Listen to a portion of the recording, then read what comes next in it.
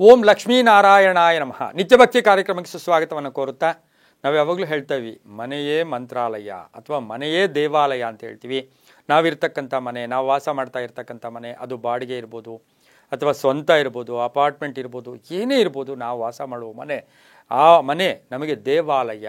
ನಮ್ಮ ದೇಹ ಹೇಗೋ ಹಾಗೆ ನಮ್ಮ ಮನೆಯೂ ಕೂಡ ದೇವಾಲಯ. ಆ ಮನೆಯಲ್ಲಿ ನಾವು ಎಲ್ಲ ಕಡೆ ಕೂಡ ನಾವು ಅಷ್ಟ ದಿಕ್ಕುಗಳು ಅಂದರೆ 4 ದಿಕ್ಕುಗಳು, 4 ಉಪದಿಕ್ಕುಗಳು, ಜೊತೆಗೆ ಸರ್ವ ದೇವರೂ ಕೂಡ ವಾಸ ಮಾಡ್ತಾ ಇರ್ತಕ್ಕಂಥದ್ದು, ಪಂಚಭೂತಗಳ ದೃಷ್ಟಿ ಇರ್ತಕ್ಕಂಥ ಜಾಗ ಕೂಡ ಇದಾಗಿದ್ದು, ಆ ಜಾಗದಲ್ಲಿ ನಮ್ಮ ಭಾವನೆಗೆ ತಕ್ಕ ಹಾಗೆ ಫಲ ಸಿಗುತ್ತೆ. ನಾವು ಒಳ್ಳೆ ಮನಸ್ಸಿನಲ್ಲಿದ್ದಾಗ ಒಳ್ಳೆ ಫಲ ಸಿಗುತ್ತೆ, ಕೋಪದಲ್ಲಿದ್ದಾಗ ಕೋಪದ ಫಲ ಸಿಗುತ್ತೆ. ನಮ್ಮ ಆಚಾರ ವಿಚಾರಗಳು, ನಮ್ಮ ಸಂಸ್ಕಾರಗಳನ್ನು ನಾವು ಹೇಗೆ ನಡ್ಕೊಂಡು ಹೋಗ್ತೀವೋ ಹಾಗೆ ಪಡ್ಕೊತೀವಿ.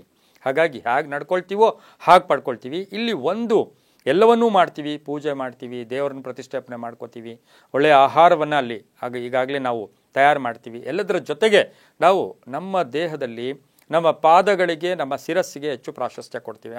ಯಾರಿಗಾದ್ರೂ ನಮಸ್ಕಾರ ಮಾಡಬೇಕು ಅಂದರೆ ಕಾಲಿಗೆ ನಮಸ್ಕಾರ ಮಾಡ್ತೀವಿ. ಹಾಗೆಯೇ ಅವರ ಶಿರಸ್ಸಿಗೆ, ಅವರ ಜ್ಞಾನಕ್ಕೆ ತಲೆಗೆ ನಮಸ್ಕಾರ ಮಾಡ್ತೀವಿ. ಮತ್ತು ಈಗಲೂ ಸಹ ವೆಂಕಟೇಶ್ವರನ ಕ್ಷೇತ್ರದಲ್ಲಿ ನಾವು ಮುಡಿಯನ್ನು ಕೂಡ ಅರ್ಪಣೆ ಮಾಡಿ ಕೂಡ ಬರ್ತೀವಿ. ಪಾಪಗಳು, ಕರ್ಮಗಳು ಕಳೆಯೋಕೆ ಮುಡಿ ಕೊಡ್ತೀವಿ.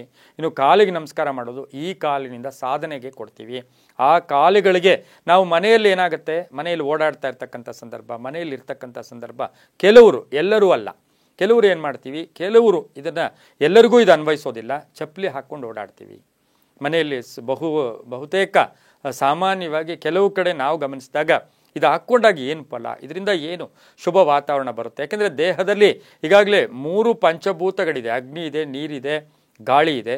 ನಾವು ಅನಾರೋಗ್ಯ ಪೀಡಿತರಾಗಿದ್ದಾಗ ಆ ಚಪ್ಪಲಿಯನ್ನು ಹಾಕ್ಕೊಂಡು ನಾವು ಅಡುಗೆ ಮಾಡೋಕ್ಕೆ ಹೋಗ್ತೀವಿ, ಕೂತ್ಕೊಂಡು ಓದ್ತೀವಿ, ಮನೆಯೆಲ್ಲ ಓಡಾಡ್ತೀವಿ. ಅದಕ್ಕೆ ಅವ್ರಿಗೆ ಅನಾರೋಗ್ಯ ಪೀಡಿತರಾಗಿರ್ತಾರೆ, ಯಾರೂ ಇರೋದಿಲ್ಲ, ವೃದ್ಧಾವಸ್ಥೆ ಇರುತ್ತೆ ಅಂಥವ್ರಿಗೆ ಒಂದು ಸ್ವಲ್ಪ ಎಕ್ಸಂಪ್ಷನ್.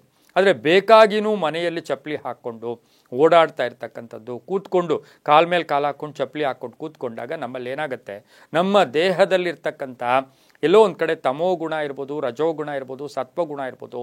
ಸತ್ವಗುಣ ಅಲ್ಲಿ ನಿಸ್ತೇಜ ಆಗುತ್ತೆ, ಕಡಿಮೆ ಆಗುತ್ತೆ, ರಜೋಗುಣ ಜೋರಾಗುತ್ತೆ, ತಮೋಗುಣ ಜಾಸ್ತಿ ಆಗುತ್ತೆ. ಹಾಗಾಗಿ ಮನೆಯಲ್ಲಿ ಕೆಲವು ಮಹಿಳೆಯರಿರ್ಬೋದು, ಕೆಲವರು ಇರ್ಬೋದು, ಅವರು ಪರವಾಗಿಲ್ಲ, ನಮ್ಗೆ ಏನೋ ಒಂಥರ ಅಂತ ಹೇಳ್ಬಿಟ್ಟು ನಾವೆಲ್ಲವೂ ನಡೀತಾ ಇರ್ತಕ್ಕಂಥ ಸಂದರ್ಭ ನಮಗೆ ಗೊತ್ತಾಗೋದಿಲ್ಲ. ಹಾಗಾಗಿ ಮನೆಯಲ್ಲಿ ಚಪ್ಪಲಿಯನ್ನು ಹಾಕ್ಕೊಂಡು ಮನೆಯಲ್ಲಿ ಕೆಲಸ ಕಾರ್ಯಗಳಲ್ಲಿ ಎಲ್ಲ ಕಡೆ ಓಡಾಡೋದು ಶುಭ ಅಲ್ಲ. ಇದಕ್ಕೊಂದು ಪ್ರಶ್ನೆ ಕೇಳ್ತಾರೆ, ಸರ್ ಬಾತ್ರೂಮು, ಮನೆಯಲ್ಲಿ ಬಚ್ಚಲು ಮನೆ ಅಥವಾ ನಾವು ಟಾಯ್ಲೆಟು ಅಲ್ಲೆಲ್ಲ ಇರುತ್ತಲ್ಲ, ಅಲ್ಲಿ ಅದಕ್ಕಾಗಿಯೇ ಕೆಲವು ಚಪ್ಪಲಿಗಳನ್ನು ಅಲ್ಲಿ ಇರಿಸಿರ್ತೀವಿ, ಅಲ್ಲಿ ಆ ಕಾರ್ಯಕ್ಕೆ ಉಪಯೋಗಿಸ್ಕೊಂಡು ಮತ್ತೆ ಅಲ್ಲೇ ಬಿಟ್ಟು ಬರ್ತೀವಿ. ಆದರೆ ಅಡುಗೆ ಮಾಡುವಾಗ ಕೆಲವು ತಾಯಂದಿರು ಅದನ್ನು ಚಪ್ಪಲಿ ಹಾಕ್ಕೊಂಡಾಗ ನಮ್ಮಲ್ಲಿ ಎಲ್ಲೋ ಒಂದು ಕಡೆ ಒಂದು ಸ್ವಲ್ಪ ಕೋಪತಾಪಗಳಿಗೂ ಒಳಗಾಗ್ತೀವಿ. ದೇಹದಲ್ಲೂ ಕೂಡ ಒಂದು ಶಾಂತಿ, ಒಂದು ಸತ್ವಗುಣ ಸಮತೋಲನವಾಗಿ ಇರೋದಿಲ್ಲ. ಹಾಗಾಗಿ ಅದನ್ನು ನಾವು ಸ್ವಲ್ಪ ಅವಾಯ್ಡ್ ಮಾಡೋದು ಒಳ್ಳೆಯದು ಅಂತ ಹೇಳ್ತಾ, ಸರ್ವೇ ಜನ ಸುಖಿನೋ ಭವಂತು, ಸಮಸ್ತ ಸನ್ಮಂಗಳಾನಿ ಭವಂತು.